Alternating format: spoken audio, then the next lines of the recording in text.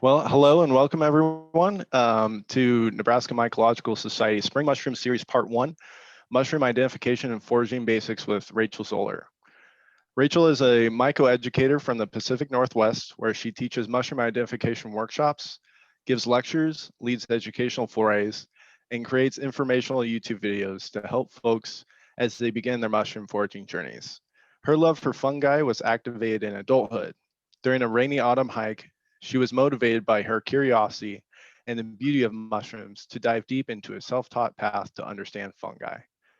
Through this, she became passionate to share that curiosity and awe with others, specifically others new to mushrooms and foraging, trying to make education and science accessible for all. You can check out her work on yellowelnor.com, and I'll put a link to that in the chat. And if we have any questions or anything during Rachel's talk, we can just throw them into the chat box and we'll get to them. Rachel, do you want to do them at the end or as they come, or? Let's do them at the end. Okay, Is that great. okay? Yeah, that's perfect. All right, well, without any further ado, I'll hand it off to Rachel. All right, thank you. So can people see me as well? I know this is such a newbie question. Yay. Yes, we can. Great, thank you. Awesome. Well, it's great to be here with you guys. The one upside I feel like of everybody having to go online for meetings is that I get to meet people, other mushroom folks from all over the place now. So it's really fun. And just in case anyone's wondering, Derek and I are not related, even though our last names are almost identical, which has been kind of fun to talk to him about. But again, my name is Rachel Zoller. And yeah, as in the intro said, I got started on the journey of mushrooms. Really, it was in adulthood. It was after I went to college. I didn't grow up foraging for mushrooms. My family is very outdoorsy. And so like foraging for berries was something that we did, and camping and everything. But I didn't take notice of mushrooms until later in life. And for me, it was one of those things, you know, the first intro for me was the chanterelle. Someone showed me a chanterelle and they're like, this is a mushroom that you can eat. And of course, that perked my interest. I ate it. It was delicious.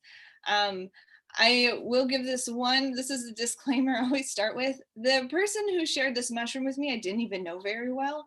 And they were just someone along on this hike with this other group of people I was with. So if someone you don't know very well gives you a wild mushroom, says go home and eat it, please do some research first. I was such a newbie. I had no idea that there was potentially dangerous mushrooms out there. I just trusted. Thankfully, it was a positive experience for me. After that, I was like, I wonder, can I go out and do that again? Can I go out and find that mushroom? And in that journey, it was just a few weeks later, I actually took the picture that's up on the screen of these beautiful mycena. And when I took that picture, I was just in awe. They're only maybe like 3 to 5 inches tall. They're so delicate. They're so beautiful. And I remember like just whispering under my breath, like, what are you doing here? It was this realization of like, not everything out here is for me to eat, but everything out here is doing something. And I had no idea what the ecological role of mushrooms and fungi were, aside from like they decompose stuff, because that's kind of the baseline most people know. But that transitioned my train of thought to not just what can I eat, but what can I learn? And I'm really thankful that early on in my mushroom journey, I had that transition, because I feel like it gave me an even deeper appreciation. So as I share today, I'm going to share kind of from the perspective of this is all the information I wish was a little more accessible when I started learning about mushrooms. There wasn't much out for beginners back then. Even the field guides were like a little over my head. I didn't understand a lot of the terminology. So I am coming at this like at an angle from, yeah, you're a beginner and that's how it's going. I have a lot of information. I might not actually get to it all. I realized my lecture was kind of long when I put it together. But as I go through, I want anyone to feel free to like take screenshots of your screen. If there's a certain slide that has a lot of text on it or anything like that, I am totally fine with you guys like taking photos of it and looking at it as a way of taking notes and stuff. So feel free to do that. So I am approaching this as kind of as beginner friendly as possible. And I know you have some lectures coming up that actually will coincide with this really great as you dive deeper and everything. So let's get started. There we go. Make sure actually the slide switches over. Hold on. There we are.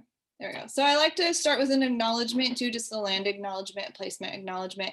Just, you know, I am living in Washington State, so I am quite a ways from you guys. So I am on the traditional and contemporary lands of the Klickitat and Yakima people. So I learned to forage mushrooms between Pato and Lewitt, which is Mount Adams and Mount St. Helens along the Nikepoon River. And so I just want to recognize and affirm the ancestral and ongoing relationship that the Indigenous have here and how they have cared for and continue to do so today. And also just a thank you to the Indigenous communities around the world who currently protect 80% of the Earth's biodiversity, which include the biodiversity of mushrooms. It's just amazing when we see the diversity and the colors and textures and shapes. It's so exciting. And I love to start off with this collage of photos just because I want folks to walk into this with just, you know, it truly is more than what you can eat. It's what you can learn and how you can be inspired by mushrooms. So you're going to get all those kind of angles as I'm talking today. But to start off, super simple. What do you need when you go foraging? Great thing about mushroom foraging is you don't need a whole lot of supplies. I tried to learn skiing once and it was expensive for the gear, for the lessons, only to find out I really suck at it. So thankfully with mushroom hunting, it wasn't that case. All I needed was a few things to get started. A basket or a mesh bag is really helpful. No using plastic. If you ever notice, if you go to the farmer's market and you put your fresh fruits and vegetables in a plastic bag, by the time you're like to the car, there's already all that condensation going on. Well, mushrooms like exponentially worse than that. They decompose pretty fast in plastic. So when you get home, you'd have a bag of mush instead of a bag of mushrooms. So make sure you use something breathable. Another reason for that is that mushrooms reproduce by releasing spores. And after they're harvested, they still continue to release spores. So if you put them in something breathable, as you walk through the woods, you're kind of Johnny Appleseeding your way through the forest. And it's good for the environment. It's good for you, possibly in future mushroom hunting seasons as well. Find yourself a good knife, whatever is comfortable to you. It doesn't have to be like a specific mushroom hunting knife, but there are those out there. I love my Opinel mushroom hunting knife because it has a brush attached to the end and it's really nice for trimming and cleaning. Bring first aid and safety supplies. I feel like I just need to say that, even though it's kind of common sense, but as an educator, remember to do that. Bringing a whistle is always a really good idea. Mushroom hunters love to look down, of course, and you can get turned around really easy. And having a whistle is a really helpful thing. In fact, it was 2 falls ago here in the Pacific Northwest, there were 2 incidents where mushroom hunters got lost, stayed overnight in the woods, and were found the next day because they had a whistle and continued to blow it. So bring a whistle with you. And then having a field guide, that's always a great thing. But as for me, in the beginning of my mushroom journey, I didn't know how to pick a field guide. I didn't have any close friends or family that were into mushrooms. That one person who had showed me the first mushroom was kind of more friends of a friend. I didn't know them well. So I just took to the internet and tried to figure out which book was the best. I ended up picking something that was way over my head to understand, had way too many species. So here are just some common things to think about when you choose a field guide. Something locally focused is always really great. Not everybody has access to a locally focused field guide because mushroom hunting in the field of mycology is still kind of a newer, younger thing. But if you can find something that's like similar to your bioregion. So for example, I have on this slide, there's mushrooms of the Pacific Northwest, which is very area specific to me, but I actually prefer the book Mushrooms of the Redwood Coast, which is a little ways away from me, but the environment is similar enough that it fits really well for, you know, where I'm searching and the kind of the trees I'm around and everything. I like it better because it is more recently published, which is the next point. The more recently published, the more up to date some of the scientific data and the taxonomy is going to be, which is helpful. And then you can upgrade once you hone in your skills, because you can maybe fall in love with a certain type of mushroom and then realize, oh, there's whole volumes of books written about specific types of mushrooms. Then you can upgrade onto something like that. I did a little research before this, and I did see that mushrooms of the Midwest exist. I purchased it today because I found it online today. I was like, I didn't know that book existed.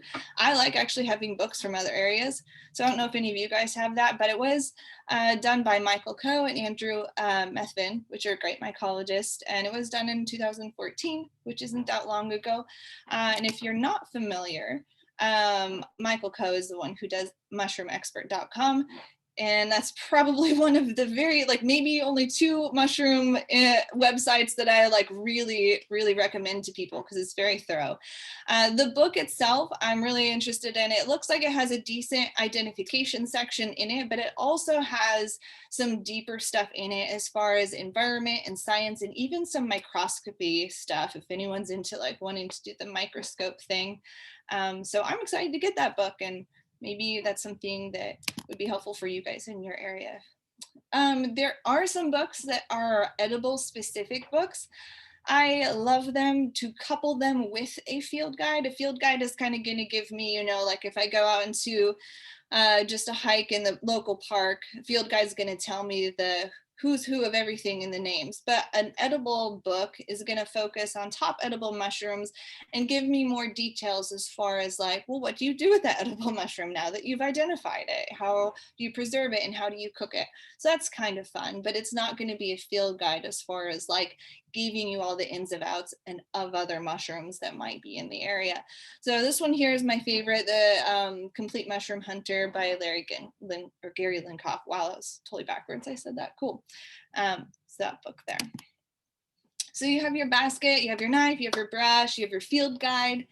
That's really what you need, and you head out really anywhere, your backyard, local park, to the woods. I always tell folks you don't have to make it a huge grand event where you spend like an entire day out in the woods. You can just start wherever you are. If you have, you know, an hour-long break between, you know, work and something else, just going for a walk and taking time to observe what's around you. Truly, like, you can find mushrooms anywhere. I'm about an hour and a half from Portland, so I reference Portland often, and I have found porcini and morels in like city areas of Portland before. So really, you can find mushrooms anywhere. So I really encourage you to start simple, not collecting everything you see. If you see that table or that couple of tables, that's about 50% of what we had that day. And this was an event with the Oregon Mycological Society. This was a really bad and really dry year. But, you know, kind of like you guys probably are going to have events like this where you go out and you want to collect as much variety and species as you can to try and identify them together, to try and categorize them together. But this is not something you want to do when you're on your own at the beginning. Something I did where I filled my basket thinking that I could like go home and sort it and identify it all, not realizing what a daunting task that was. So start simple, collect only a few at a time so that you can really go through the identification process thoroughly with those couple of mushrooms.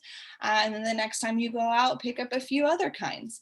When it comes to edible mushrooms, I really encourage you to pick a few, like 1 or 2 to start off with and learn it really well. The reason is that every edible mushroom potentially has something that looks like it. It could have maybe only 1 thing that looks like it. It could have 5 to 10 things that look like it. If you're going to have an edible mushroom you learn, you need to learn what also looks like it. So what if you have 5 to 10 edible mushrooms you're just so excited to learn this year? Really, you're expanding that to 50 to 100 mushrooms you might have to learn and be familiar with. And the margin for error there is really wide. So pick something that's a little more beginner friendly, doesn't have as many lookalikes, and pick only a few of them to really focus on. And then the other thing to get started is understand what a fungus actually is and the anatomy of a mushroom. I teach a lot of classes where people go out into the woods with me, and I've noticed there are a lot of folks who've grown up, hunting morels and chanterelles. And I used to have this expectation that they would understand the anatomy of a mushroom, how to compare and contrast to other things. However, I noticed that sometimes if you grow up just collecting one type of mushroom, you're not as familiar with the ins and outs of the anatomy and how to do that comparison. So starting off with understanding the anatomy of a mushroom is really going to get you a leg up in identification and finding that edible mushroom. So that's where we're going to start, is we're going to talk about the anatomy of a mushroom here. So there's your silly little mushroom. I'm not a good artist, but I drew it myself, so there's no copyright issues. And then here's a cap. I just want to show the variety of mushroom caps that could potentially be out there. And like I said, this is very beginner friendly. I know in a couple weeks you have like a little more than the basics that are going to be covered. So here, I just want to tell you to notice detail. Some of them have spots, some of them look a little velvety, some of them have like tufts of tissue like peeling off of them. Take note and do that when the mushroom is fresh. Because if you harvest it and then you bring it home, it could dry, it could actually change shape or color by that time. So do it when you're in the moment there. And then you're going to get some diagrams like this in field guides, which are different cap shapes. Sometimes I like to tease where I say there's conic and convex, and then it's all confusing after that. So what I want to say for those of you just starting out, a mushroom cap may be different from when it's young to when it's old. It could be different from the morning to the afternoon.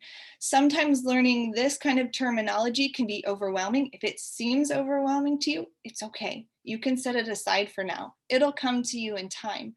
What I want to say is just take notice of the shape of a mushroom cap when you're there in front of it. Use your own language if you want at first. Some of these are kind of bell-shaped. Well, sometimes people use that word instead of using the fancy terminology, and that's great. But I just wanted to mention, noticing the shape of the mushroom cap can be really important, but don't let the terminology freak you out at first. All right, so back to this little mushroom diagram. Next, let's talk about what's going on underneath that mushroom cap. So underneath that mushroom cap, there's a variety of things that we might find. This is where the spores of the mushroom are produced and released from. So we could have gills. That's that top left photo. That's the most classic. So most of the mushrooms in the grocery store are going to have gills. They're very uniform, thin blades. And then you get things that are false gills, where they're a little more wrinkled, they're not as deep. And usually if you run your finger across a false gill, they're not gonna have much movement. But if you run your finger across true gills, it's kind of like pages in a book. Now there are some mushrooms where it's really hard to tell, where would you categorize this? Would it be a true gill or a false gill? Where scientifically there's no hard and fast line between the two. Really, it's an observation thing that you're gonna get familiar with as you start to look at more and more mushrooms. You'll get comfortable saying, well, this to me falls into the false gill category versus a true gill category. Then you might have something like spines or teeth. These are just exactly what they sound like. Spines or teeth, little tiny teeth that can be on a mushroom. And again, that's where the spores are being produced and released from. Sometimes you'll find pores or tubes on the underside of a mushroom. Sometimes they're really wide and obvious. Sometimes they're so tiny they look like little pinpricks. They can be hard and woody or soft and squishy, and obviously from the photos, a variety of colors as well. Again, this is a practice in observing details, as many details as you can. Just apply anything you know as far as color, texture, smell, those kinds of things as you're observing. So we've got gills, false gills, spines or teeth, or pores and tubes. Those are different things that you might find on the underside of that mushroom cap. Then we're going to slide down the mushroom to the stem. There we go. This again just shows the variety that you might find in a mushroom stem. Some of them might be very chubby, wiry, or really hairy. If you look at the mushroom on the top left, it's got like a little bit of a blue hue to it, and that is natural.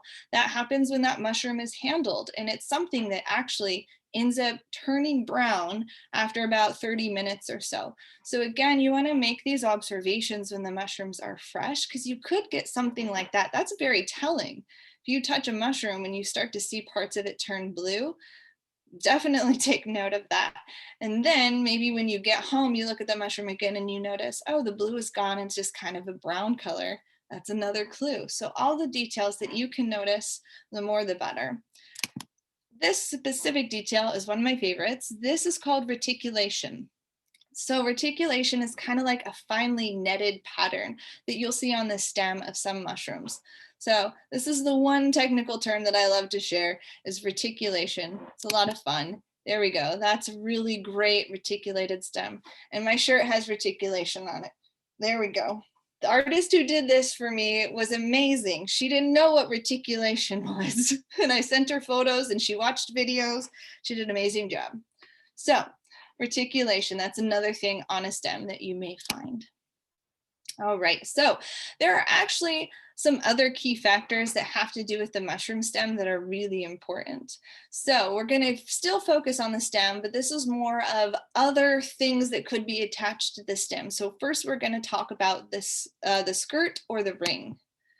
So the skirt or the ring, it's tissue that's left over from a partial veil. So what is a partial veil? You'll see on the left-hand side, that mushroom there is a piece of tissue that covers the gills. Now, a partial veil could be on a mushroom that doesn't have gills as well. It just happens in this example, it's covering the gills. So it's kind of like a protective layer. And then as the mushroom matures and breaks open, it leaves behind that tissue. And we call that a skirt or a ring.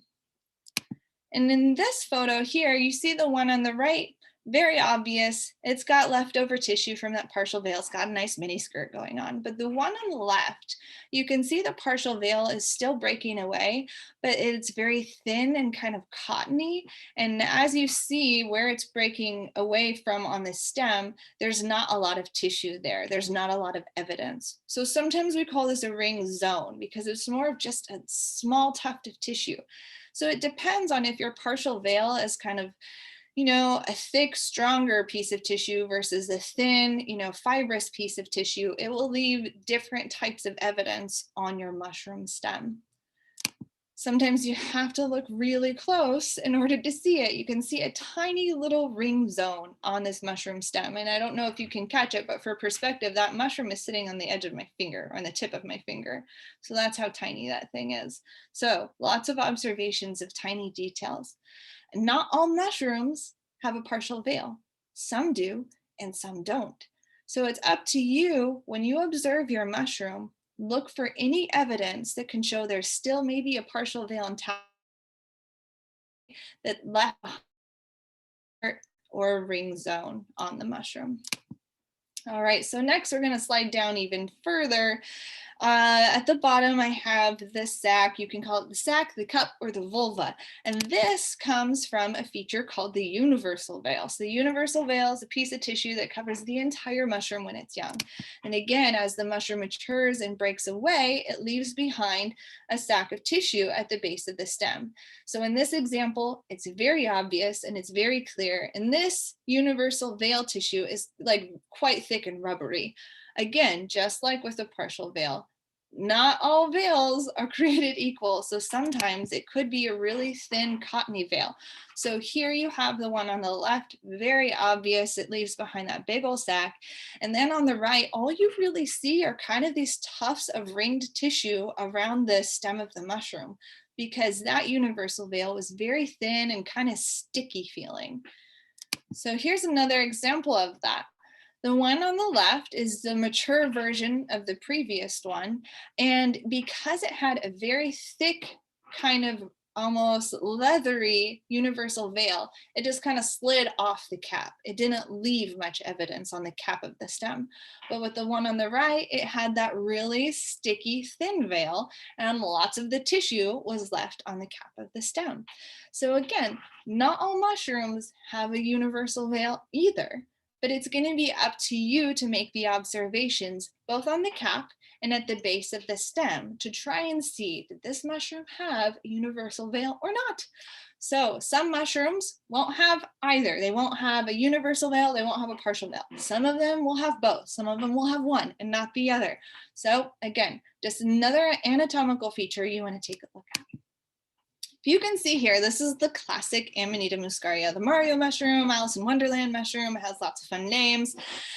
You can see how the mushroom on the right matured faster than the one on the left. So as it slid up, all that tissue got wiped away. I love to show this because I know this is a mushroom folks are familiar with, but often they think it's a red mushroom with white spots. Really, it's a red mushroom with bits of white tissue from a universal veil. So if you find this mushroom, you can wipe off that universal veil tissue. If you look closely, you'll also notice another feature on this mushroom. Not only is there evidence of the universal veil stuck to the cap, but there's evidence of a partial veil in the skirt as well. If you find a mushroom that has evidence of both a universal veil and a partial veil, high chances are it's going to be a mushroom in the Amanita family. So the Amanita family has some edible mushrooms. It has some deadly mushrooms. In fact, it has some of the most deadly mushrooms in the world in that family. So getting familiar with the anatomy, with the partial veil tissues and the universal veil tissues and how to recognize that can be really important when it comes to your safety and eating mushrooms. So that makes the question is, if it's toxic, can I touch it? What can I do? So this will answer your question. This is my son, and he's holding an Amanita, which does contain toxins in it. So yes, it's okay to touch mushrooms. There are very, very, very few cases where some people do have allergic reactions to touching things, but I think that's kind of across the board with almost anything in the natural world. And there is one mushroom that is toxic to the touch. It is very rare and it's kind of a subtropical tropical species. So as far as anything else goes, I feel like we almost have one up on the plant people because there's like a lot of plants you don't want to touch. I definitely get poison oak at least once a year. So thankfully, with mushrooms, go ahead and touch and feel. And that's actually a really important part of learning how to identify mushrooms is touching and feeling them. So we've kind of got the basics of this anatomy going on, but let's go down to the bottom because I want to talk about mycelium because I feel like it's very important to understand. All right, there's a great photo of mycelium. So mycelium, that is really the vegetative part of the entire fungus. It's underground, it's within the trees, it's connected to the plants in the trees, and it's there, happy, usually doing its thing. It's decomposing, but it's also, passing nutrients and exchanging nutrients. And it's really, doing the feeding and doing the mining and doing the work of what a normal vegetative kind of plant would do. It's not a plant, but I'm using that as an analogy. So here's another example. You can see it looks very root-like, but it's not the root. It is technically the vegetative part of a fungus.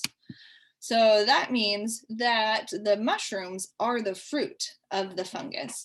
So mycelium can be down underground for years, and when the conditions are right, moisture, temperature hits the right pockets, and it decides to pop up its mushrooms.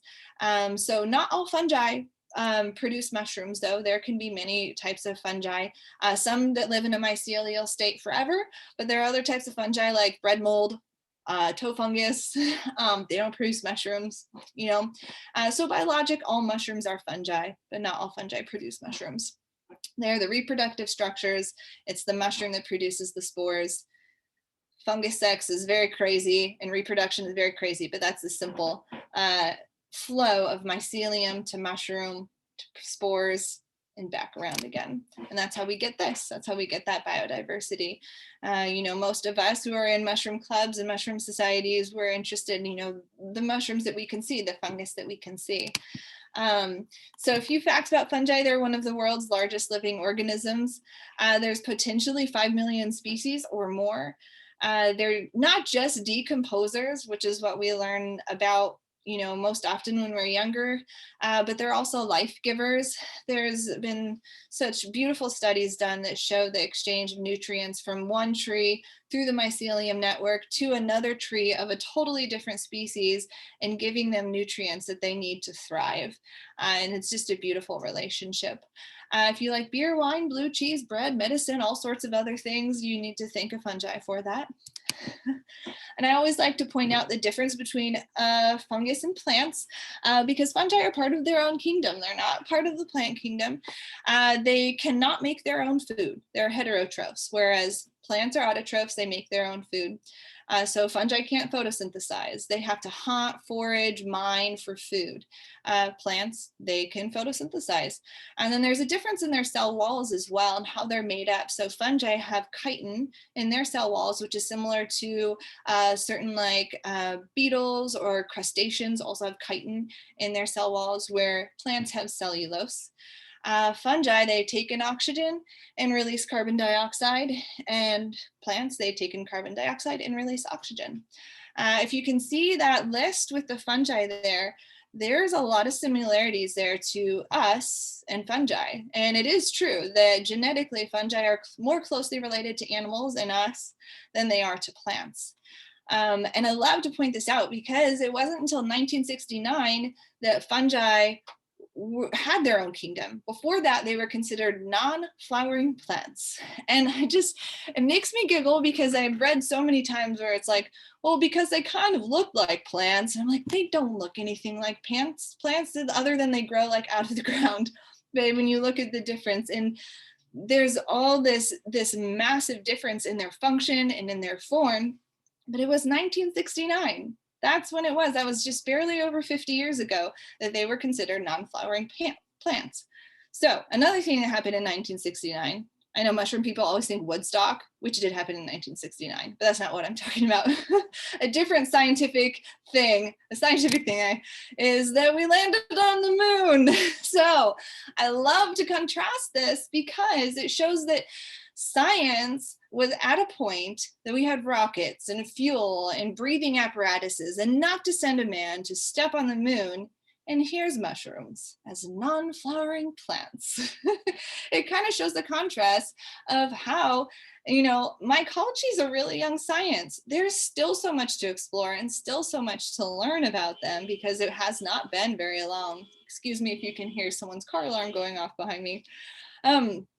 But yes, so that's it. Mushrooms, kingdom fungi, established in 1969. All right. Oops, I don't know why I have this slide in here again. I am gonna move on. There we go. So we're going to talk about the harvesting of mushrooms, and I like to start off with this. So this is the idea of the honorable harvest. So these are various adaptations of the honorable harvest that I've heard from Robin Walkimmer as she spoke in different events that I've heard her speak at. And so I've taken a few of those, and I think it's just really important as we go out as foragers who are trying to collect for the table, or as, scientists or, community scientists who are trying to collect in order to learn and explore and identify, is being accountable as the person who is doing the taking. And a way to do that, the rest of these things are how to be accountable. You have to know the ways of the one you harvest. So understanding a mushroom and a fungus, in understanding that difference between the mycelium and the fruiting body, that's part of it in order to have kind of a respect and an understanding of how it operates. That way you can take care of it better.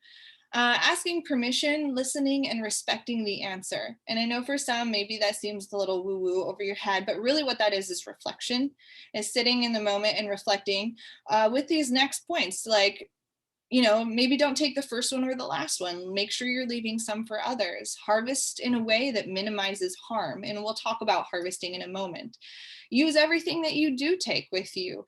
Share with other people. Make sure you're not wasting it. And making sure that you're giving thanks and give a gift of reciprocity. I think for myself, one way I give reciprocity is I make sure that when I take others into the woods with me, that they follow a path of respect when they're harvesting. And when I educate, I make sure that, you know, I share the beauty of fungi as much as I share, yes, you can take it and you can eat it, trying to cultivate a community of respect around the mushrooms. So I want to start with that as we head into this section that talks about the collection process. So here's how you want to collect when you're identifying. So this is a mushroom that you don't know what it is. How do you go about collecting it properly to make sure you have all the information you need? Make sure you look at the habitat, what kind of plants are growing around the mushroom, what type of trees. If you are not very good at your tree ID, just distinguishing if it's a hardwood versus a conifer can be very helpful, which means does it have needles or does it have leaves, if you need that too. Is it growing from soil or is it growing from wood or something else? Like this mushroom here is growing from another mushroom. You can see kind of that dark black wiggly of old mushroom gills underneath that and these other tiny mushrooms growing out. So make sure you take note of the habitat and what it might be growing from. You want to make sure you unearth the entire mushroom, okay? So if you rush off and get yourself a cute mushroom hunting knife, don't use it right away. Use your fingers or something else to dig out the whole mushroom because it could be attached to buried wood. And if a mushroom's on wood versus the soil is an important factor to know. There could be color or shape changes in the base of the stem. The length of the stem, needing to know an accurate length of the stem is important. Also, we talked about that universal veil earlier and how it can leave evidence at the base of a mushroom stem. If you were to just kind of pop a mushroom out, you could be leaving behind vital information down at the soil. So unearthing the whole thing. Here are two examples I love to share. The mushroom on the left, you can kind of see there's a point where it goes from light brown to dark brown. The light brown portion is the only thing that was showing of this mushroom when it was in the earth. And my friend Travis, he's the one who found these. It was the first time I have ever experienced Phaeoclibia species. And trust me, I was in awe. That thing is like 2 feet long. And I'm so thankful he did his due diligence. He unearthed the entire specimen. And now all of a sudden we have so much more evidence to identify that mushroom, because if he would have just kind of pulled it quickly and it kind of snapped off and he assumed he got most of the mushroom, we would have on our hands a little brown mushroom. And how many little brown mushrooms are there? It's a lot. So again, just an example. And then the one on the right, you see at the base of that stem, there's some yellowing happening. So with this Gomphidius species, there are many that look very similar to it, but this one in particular, once you get below the soil line, tends to have yellow pigmentation. So another reason you want to unearth the whole thing. All right, so once you look at the habitat, unearth it, you want to pick on the mushroom. This is probably my favorite part. As much as I love mushrooms, I love picking on mushrooms. So you want to smell them. To smell your mushrooms. I think the next shirt I'm going to have made is maybe smell your mushrooms, actually.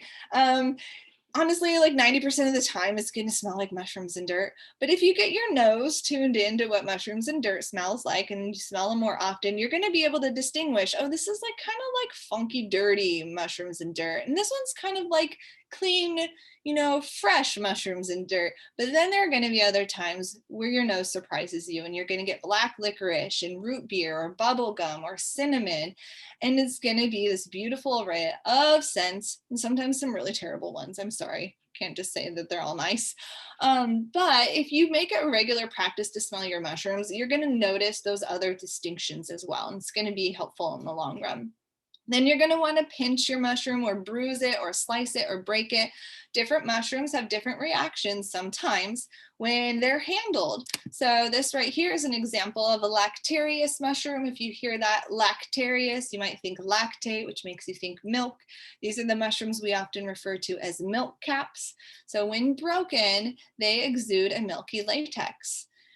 Sometimes it will exude that milky latex and the latex changes colors. So this one here, it took about, I believe it was about 5 minutes for this one to change to this beautiful royal purple color. Originally it was kind of just kind of a milky white color when I first scratched the gills of it.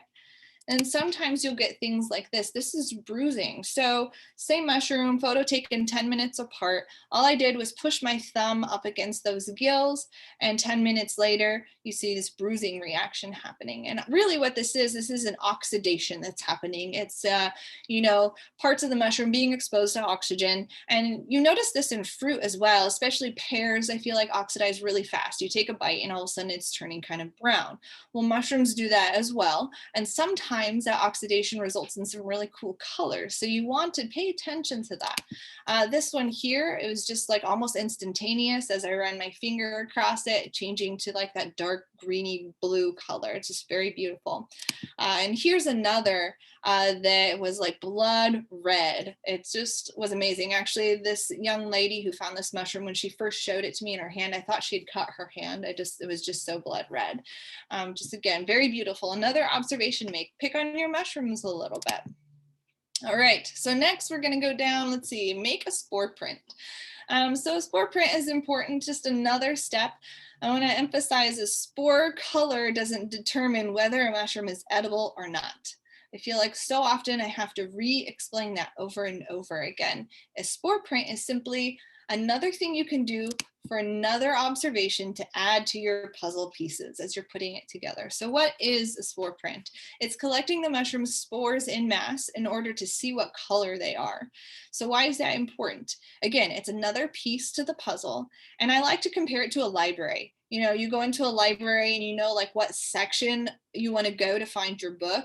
That's kind of what a spore print can do for you. If you know your mushroom has brown spores, a lot of times things in books are categorized by spore color, or it's at least one of the dominant features as you look through the list. And it's going to really narrow your search down a lot. So it's very simple to make a spore print. You simply take your mushroom and you put the spore bearing surface flat down on a piece of paper. So that's whether it has gills or if it has spines or if it has pores, whatever it is, put that face down on a piece of paper. If you cover it with something, it helps prevent kind of the mushroom from drying out too much or from air currents getting to it. 2 to 6 hours is usually enough if you have a mature mushroom, but it could be longer. So once you remove the bowl, remove the mushroom cap, there should be a spore deposit left behind. And there's one example of that. This is a mushroom where, yeah, I saw it was a little brown mushroom. I wasn't sure what it was. Once I did the spore print, I did a little happy dance because in my field guide at the time, you know, I assumed it had brown spores. A lot of mushrooms have brown spores. And that section of my field guide is like hundreds of pages. And then in my field guide for salmon pink colored spores, there's only 4 pages of mushrooms. So it saved me a ton of work and time just by knowing what spore color. And just nope, I definitely assumed that that mushroom spore color was brown because it's so common, but don't do that. You can't just assume what a mushroom spore color is by the color of the mushroom. So this is a Cortinaria species that's local to me, and it produces beautiful orange rusty colored spores. So never know, could be a surprise. All right, so after you have done all of this, you've collected it and you've kind of done your own personal inquiry on your mushroom, then you get to spend the time applying all this information to your field guide. It's a lot. This is why we talk about starting simple. And I do want to mention, when you have all this information, it's going to be so much easier to look through your field guide and read the description and have the info you need to say, yes, check box, oh no, X through that, check yes, and you can go through it. It's not going to feel as overwhelming as maybe, you know, it seems to be. Often the default is just to compare the photos, right? Photos are super important, but so is the description and having the details that we just talked about. When you go out to take photos of your mushrooms, maybe you're having a day, you don't want to collect anything, but you just want to take photos. I want you to make sure you're taking informational photos. This is for your own benefit if you want to try and ID it, but it's also for the benefit of others, because as soon as people know you're a mushroom person, you're gonna start getting text messages from all your friends and family and be like, hey, found this in my yard, what is it? And most often you're gonna get a photo like this, which is just the top of the mushroom. And that doesn't give you very much information. And it's gonna be hard for you to confirm or even give direction in what an ID is. So take informative photos for yourself, for others, for future identification.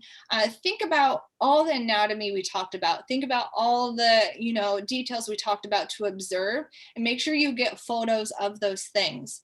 So even in this case, just one more photo revealed a ton more information. We see this mushroom has gills. We see that the gills are kind of the same color as the rest of the mushroom flesh. We see that the gills kind of run down the stem. We also see that it's attached to wood in this photo. You can't really tell in the photo before. So again, just take informative photos. Here's one more example. So a slightly different angle can reveal a lot more information. What this reveals when we look up from the bottom is, again, a mushroom has gills. The gills are attached directly to the stem. It's also got a skirt. And then on top of the skirt, there's this fine little powder on it. And there you go. That's the spores. You got a natural spore print right there in your photo. That's a lot of information. So again, make sure you start simple. Don't collect everything you see, because if you really want to work on ID, you're going to have to go through a lot of those checkpoints. Collect and study a few at a time. And again, pick only one or two edibles. And then you get to ask the question, is it edible? Because that's what everybody asks. Sometimes when I teach classes and we're out in the woods, I ban people from asking that question because I'm tired of hearing it. If you ask it 3 times, you're done. You can't ask me anymore. That's my rule. So what does edible mean to you? Because sometimes that can mean something to one person and not another. Okay, so it won't kill you. That's a good place to start. It won't upset your stomach. There are some mushrooms that kind of are on this fluxing range where they're super popular, edibles, and delicious, but a decent portion of the population, for some reason, it gives them gastrointestinal distress. It's good to know those things. And then the last one also is the texture and flavor, generally desirable, because there are a ton of things out there that won't kill you, that won't upset your stomach, but are this. This is just like a gelatinous blob. It's technically edible. So think about that. And when you're asking yourself, is this edible? Pick something that's like worth the kitchen, I guess you could say. And when you're in your journey, and yeah, if you want to eventually get creative and chew on this, why not? Have fun with it. Tell me what it's like. I never have. So here's the collection process when you get to that point where you know how to identify maybe that edible mushroom that you've been learning about. When you know what it is and you are out to harvest specifically for the table, it's going to be a little different. You don't have to unearth the entire mushroom anymore, because you already know what its details are. So it's going to be up to you to harvest a mushroom, keep it clean, keep your basket clean. So you can cut or you can pluck the mushroom. The reason I'm distinguishing this is because in mushroom circles, you're going to hear that one way is better than the other and back and forth again. And people are going to advise you one way or another, or tell you you're doing it wrong, no matter what way you're doing it. So cut would be using your knife, cutting at the base of the stem. Plucking would be kind of using your fingers to pop the mushroom out of the ground. And then, you can trim the extra dirt off with your knife. So with that, I'm going to say, you can just blame me. You can blame me and say, I watched this mushroom thing, this girl named Rachel, she said I could do it whatever I want and it doesn't matter. Technically, there have only been 2 significant studies on the cut versus pluck thing. One was done not very far from where I'm sitting right now, actually on Mount Hood. And it was a 10-year-long study. It was done with the Oregon Mycological Society, which I'm part of. So 10 years, multiple plots, some were plucked, some were cut, some were left alone, some was a mix of, and they did a fantastic job with the data. It was called the Cantharellus Project, if you would like to look it up. And so it was only done with chanterelles specifically. And in the end, after 10 years, the end result was, it didn't matter which one. The only slight margin they saw in the data was that plots that were harvested from versus plots that were not harvested from at all did slightly better as far as abundance in following years. But as far as cut versus pluck, there wasn't much evidence to show that one was better than the other. The other study is called the Swiss study, if you would like to look that up, and it was with a variety of mushrooms in various plots, and the end result was the same as well, where cut versus pluck didn't seem to affect the mycelium, or, well, I guess you can't really judge if it affected the mycelium, but as far as the fruiting of the mushrooms, it didn't seem to impede one way or another. Now, there's some folks who grew up classically doing doing one over the other, good, stick with it. You don't need to change your mind. And I am kind of the person who's where certain mushrooms I like to pluck, some mushrooms I like to cut. So kind of picker's preference with that. So there you go. Permission to do whichever way you like. But do make sure you just clean those mushrooms up. The less dirt in your basket, then the less dirt in your kitchen later. And trust me, if there's a little bit of dirt on one mushroom, it's going to find its way on all the rest very easily. I would really encourage you to separate edible mushrooms from other mushrooms. And this isn't because a toxic mushroom is going to be like, oh, I'm rubbing my toxins on you. Like that doesn't happen. There's no contact where like that happens. But mushrooms are very fragile. And maybe at the end of a long day when you're in your kitchen, you miss a chunk. Right. And then once it's all diced up and you're about to cook something, you're never going to recognize, something that might be, shouldn't have been in that pile. So I usually just like to have, my basket for my edibles and then a paper bag in that basket for the curiosities that I might be taking home to do spore prints with or to do more research on. When you're eating wild mushrooms, I'm just going to go through this real fast because this isn't specifically about eating wild mushrooms. But again, pick 1 or 2 edibles, learn it really well. I suggest gathering it a few times before you eat it. That means like you gather it, you go through the checklist, you think you've got it right, awesome. But if this mushroom has quite a few lookalikes, maybe just put it to the side and don't eat it that first time. This is if you're doing it on your own. If you have people in your life who can confirm something, have been eating wild mushrooms for a while, use them as a resource. Don't overindulge. Like I said, there are some really popular edible mushrooms that just for some reason don't sit well with certain people. So make sure, if it's your first time trying something new, do it in moderation. Keeping a safety mushroom in the fridge just in case, because what if you do have a reaction? What if that reaction is just because, it doesn't set well with you? But what if that reaction is for something worse? If you have a safety mushroom in the fridge, you have something to show the doctors and they don't have to sift through your vomit, because that's what they do. Also keep in mind that psychosomatic symptoms are a real thing. So if for some reason you're really like hyped up and nervous, oh my gosh, eating this wild mushroom for the first time, or if you're used to it and serving a meal to somebody who's like really not on board with the wild mushroom thing, don't make them eat it. I've known folks who have gotten themselves sick because they're so worked up about the scary wild mushroom thing. So just be careful with that. The next point, toxic poison preparation. The reason I have that in there is there are some mushrooms that contain toxins that you can, do certain preparation methods and the toxins they go away. You can eat the mushroom. So just use that as a word of caution. You might hear some people talking about one mushroom as toxic and then somebody else talking about the same mushroom as edible. This can range by where you live in the world or maybe what your ethnic background is, if your family was used to collecting certain mushrooms. So just keep that in mind. Technically, the morel, super popular edible, has toxins in it. This is why you cook your morels, because you don't want to eat them raw. But most people don't even know that it has toxins in it because we all just cook our morels. That's just what we do. So just keep that in mind. And if you've never had a certain wild mushroom, it's your first time trying it, my recommendation is keep it very simple. Do a dry saute with it so that you just get to taste that mushroom as it is in its full flavor and its full texture before you get messy and try like some wild recipe with it. So then we get to this point where it's like, this mushroom is not shaped like a mushroom. So what am I supposed to do here?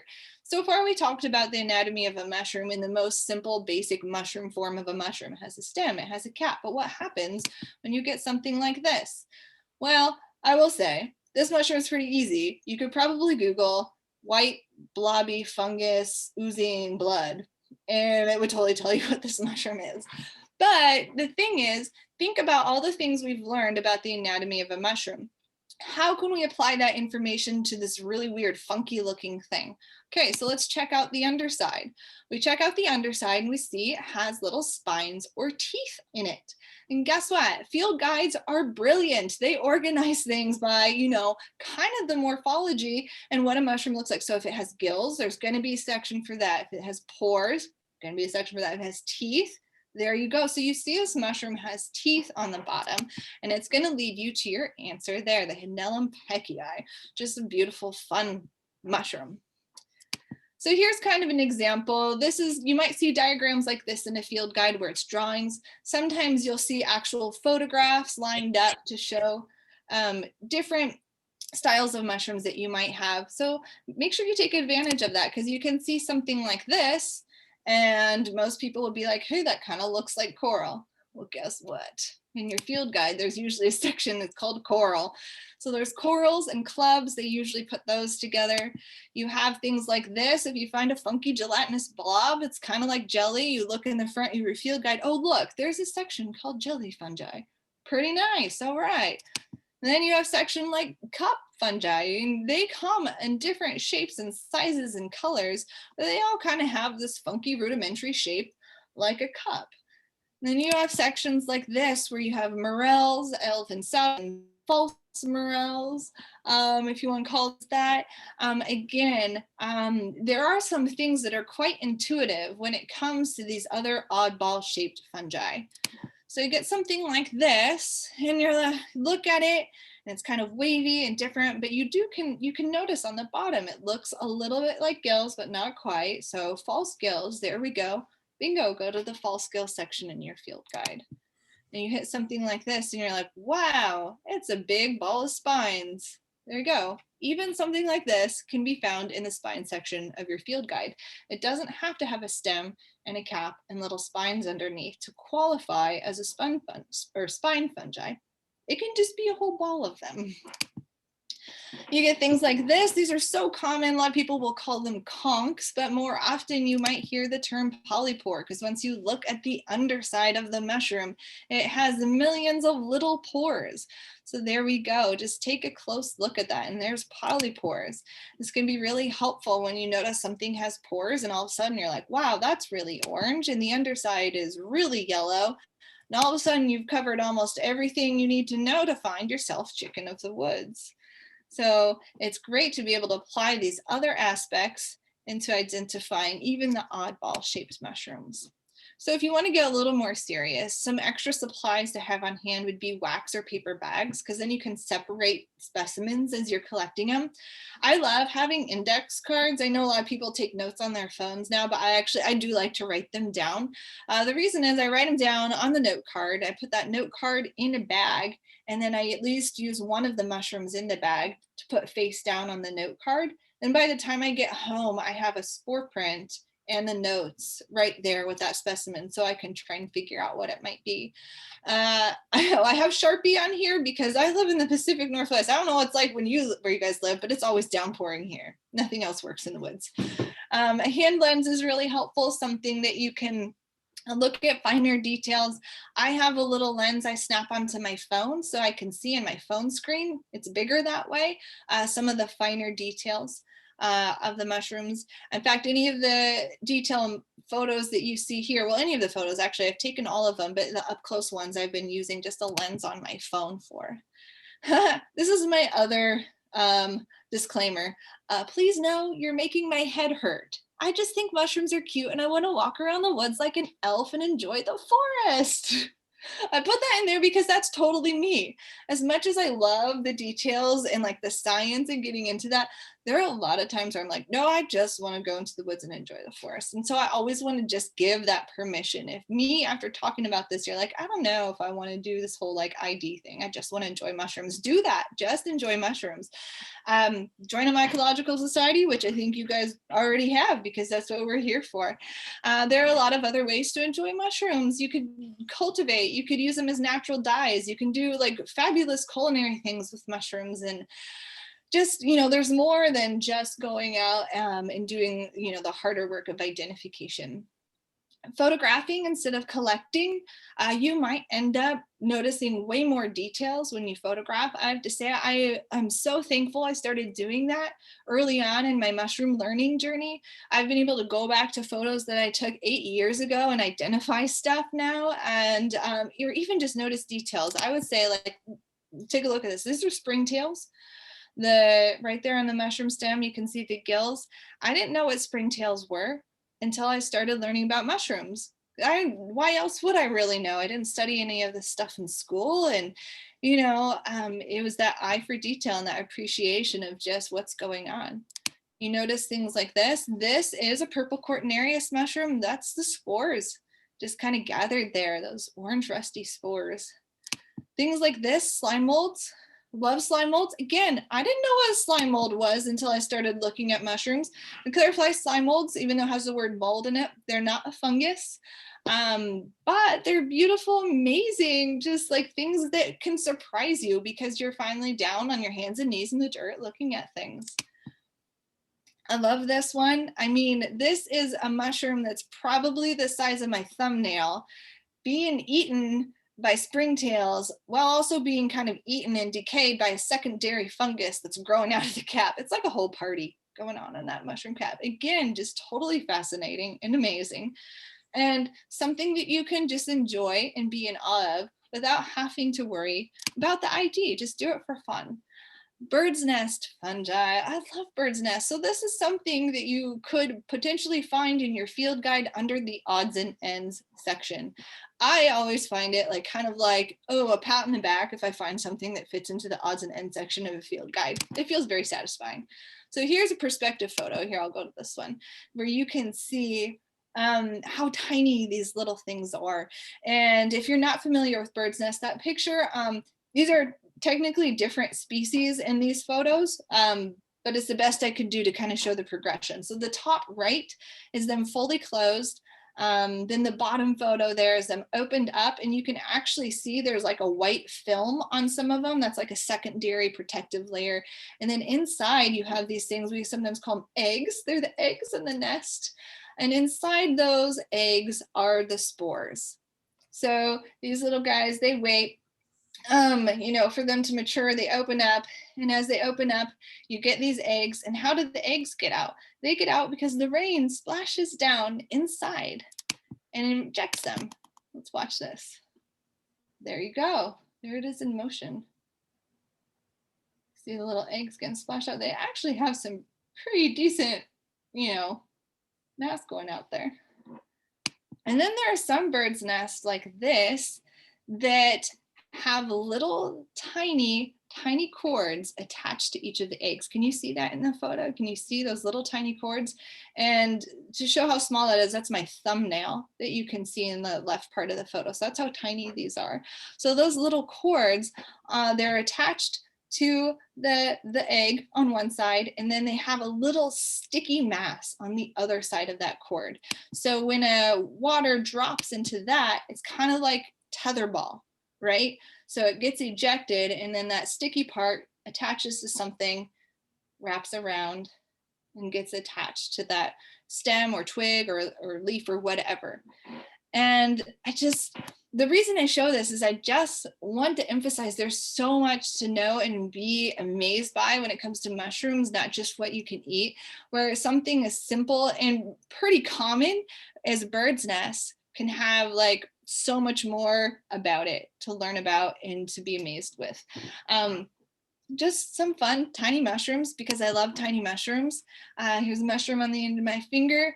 I started calling these fingertip fungi. If you ever on Instagram, look up the hashtag fingertip fungi, people have taken hold of it, and you get to see lots of adorable photos of mushrooms. I think this is one of the smallest ones I found to date there. That is a Douglas fir needle that it is growing out of, to give more perspective even. Yeah, it's the tiny things sometimes. If you can get good enough to spot tiny mushrooms like this, think of how good you're going to be able to ID other anatomical features on a mushroom, or even just to notice things in the woods.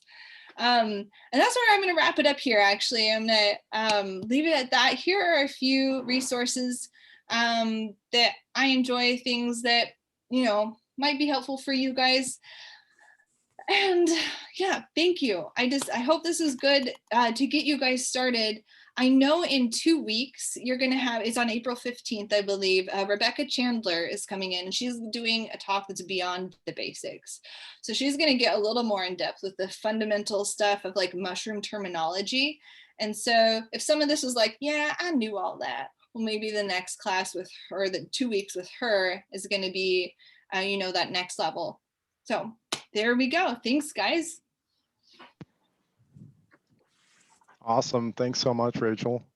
Your photos are amazing. Thank you. Yes. I'm thankful I have a lot of photos. I don't hike anymore. I just sit on the ground.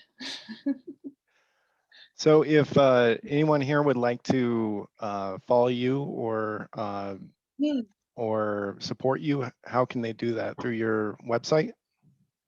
Yeah, so Yellow Eleanor, which my name is not Eleanor, Yellow Eleanor. I always get the question, so I'll just say it now. Yellow Eleanor is is a flower that was created in the Tolkien legendarium. So it's from Middle Earth. Well, technically not from Middle Earth if you want to get super nerdy about it, but it's a flower that the elves like. Anyways, that's the name of my whole mushroom thing, Yellow Eleanor. So that's the website, and that can just lead you to all different areas. So YouTube, I have a couple seasons of videos on there. And then on Instagram, something that might be helpful is I have a series on Instagram called Fungimentals. It's the fundamentals of fungi, which is kind of what I did here, but going more in depth about, the mushroom cap or the mushroom stem and stuff. So it could be a good follow-up for folks if they're interested in that.